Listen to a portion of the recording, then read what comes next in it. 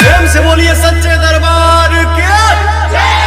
ओम जयंती मंगला काली भद्रकाली कपालिनी दुर्गा क्षमा सेवा धात्री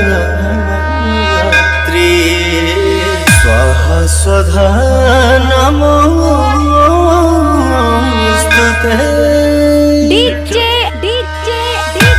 माई की आरती उतारो गढ़वा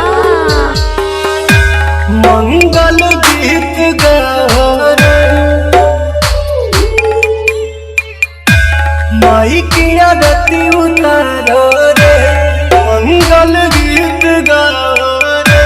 बड़ा भाग्य माई घरवा तयली करली अंगनवा जे पौआई धैली। घिउआ के दिया जलाओ रे मैया जी के भोग लगाओ रे। माई के आरती उतारो रे मंगल गीत गाओ रे।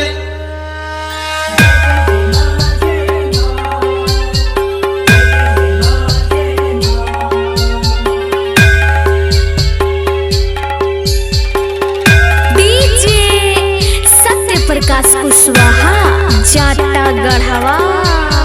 जय हो जग तारानी जय हो दुख हरानी।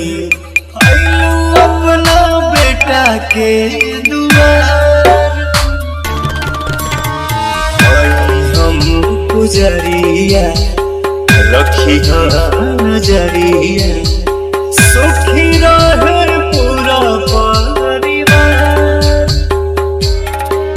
हो पंडित जी शंख बजाना सब जन मैया पे फूल बरसा।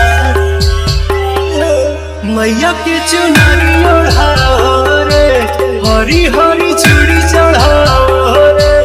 माई के आरती उतारो रे मंगल गीत गाओ रे।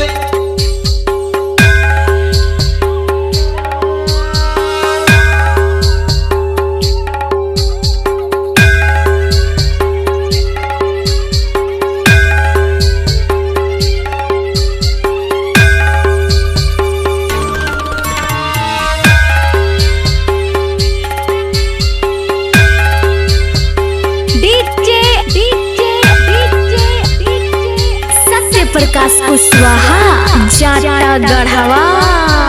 पहले सब देवाता करे खाती नेवाता सज गइल सच्चा दरबार। सभे पूजे चारों ओरिया गूंजे माई तोहर जय जयकार। श्याम देहाती आजाद गीतिया लिखले पवन तो गावे की भजन सिखले। रानू अमित घंटी बजाओ रे संतोष दीपक टीका लगाओ रे।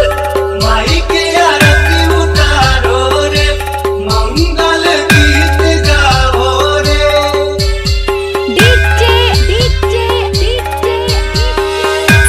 प्रकाश कुशवाहा जाटा गढ़वा।